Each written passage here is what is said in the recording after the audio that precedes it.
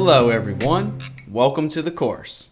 What's this course all about? Well, you'll begin this course as someone who already understands at least the very basics of HTML and CSS, and by the end of the course you will have transformed into a rock-solid developer that companies are looking to hire. How do I know what companies are looking for? Because as a senior developer, I've been on the hiring side of developer job interviews. And I noticed that a lot of times we'd be interviewing great people who were very talented, but they just didn't have the knowledge we were looking for, so we had to pass on them. At some point, I thought to myself that it would be nice if there was a course that taught the exact skill set we were looking for. I couldn't find such a course, so I built this one. So in this course, we are going to build a website together from beginning to end, and we'll even push it live up onto the web. Don't worry, that part won't cost you a penny.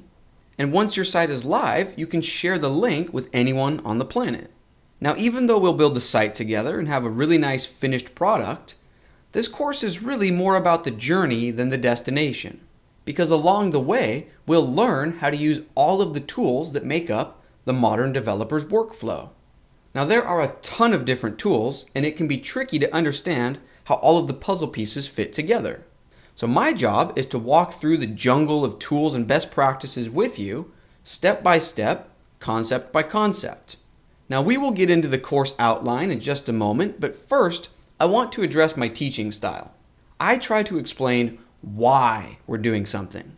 Because I know that personally, when I'm trying to learn something new, nothing frustrates me more than when the instructor technically shows me how to complete a task, but by the end of the lesson, I still have no idea why I even needed to complete the task in the first place. I don't like it when instructors assume that you already know why you're doing something, and they basically just want to read a series of instructions to you. In my opinion, that isn't teaching. That's one step above reading microwavable popcorn instructions to people and calling yourself a teacher. Anyways, that's not the way I learn, so that's not the way I teach. I try to explain why we're doing what we're doing. Alright, now let's move on. Let's talk about the outline for the course. So what exactly are we going to do and learn? Well, there are 7 main topics or sections, and here they are. The first section is about Git. Now we have an entire lesson dedicated to the question of what is Git. So for now, long story short, Git is what allows us to collaborate with other developers and keep track of how our files change over time. In this section, we'll learn Git itself and also a popular service named GitHub. Also in this section, we will face our fears of the command line. We'll learn that the command line is not scary if you have a friend walk you through things step by step. In the next section of the course, we will learn about Node.js. Now again, we have an entire lesson that answers the question, what is Node? But basically, we'll use Node to turn our computer into our own personal assistant robot that performs all sorts of tasks for us automatically. And this will free us up to spend our time on more important developer tasks. In this section, we'll also learn about something named NPM, which is like a grocery store filled with code where we can grab any ingredients we need for our site in one centralized place. Also in this section, we'll learn about something named Gulp, which is the tool that will make turning our computer into our personal little robot assistant much easier than coding things from scratch. The next section of the course is all about CSS. We will write every single line of CSS for our site together, so that way you can see my thought process.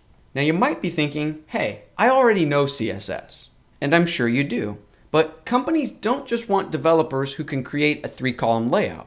They also want someone who can keep their CSS highly organized even on larger, more complex projects. So in this section, we'll learn how to stay really organized and write recyclable CSS by learning about a philosophy named BEM.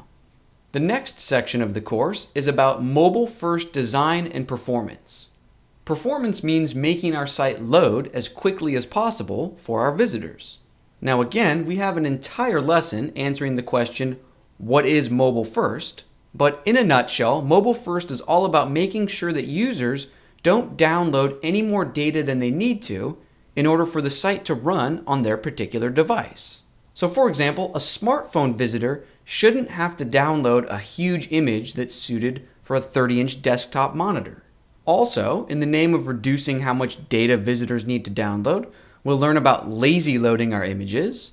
So images only get loaded in once a user scrolls down to them. And it goes without saying that in this section, we'll learn about responsive web design from a mobile-first perspective. The next section of our course is all about JavaScript. And this is probably the section of the course that you will be most excited about, because JavaScript is the single most valuable skill in terms of what employers are looking for right now. In this section, we'll learn about the very basics of object-oriented programming.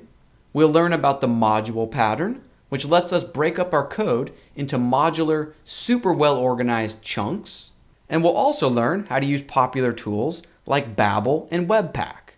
Babel will let us write ultra-modern ES6 flavored JavaScript, and Webpack will let us use NPM packages in our front-end code. In the next section of our course, we will push our site live up onto the web. We will use a free service that GitHub offers, so you won't need to sign up for any new web hosting or anything. Also in this section, we will learn how to compress our files before going live with them, so that our website will load even faster for our visitors. And in the final section of our course, we will talk about job interviews and career progression. So first, we'll learn how to get more job interviews, and then how to do well in those interviews. After that, we'll talk about next steps, things you can learn after this course if you want to level up your skills even further. And finally, we'll talk about career progression. We'll learn how to continually move forward and avoid career burnout or stagnation. And there you have it, a complete outline of the course. And it's a big course, I'm well aware, but I really believe the reward for completing it will be equally big. I know that if I was interviewing someone who had the skill set that we are going to learn here, I would give management the green light to hire them. Now I know there are a lot of topics being covered here, and it might seem intimidating, but I promise we are going to move at a pace where we can focus on one thing at a time and give it our full attention. We will take the time to build a genuine understanding of each topic before moving on to the next, and this will keep us from feeling overwhelmed. It's actually going to be a lot of fun to see how all of these puzzle pieces fit together.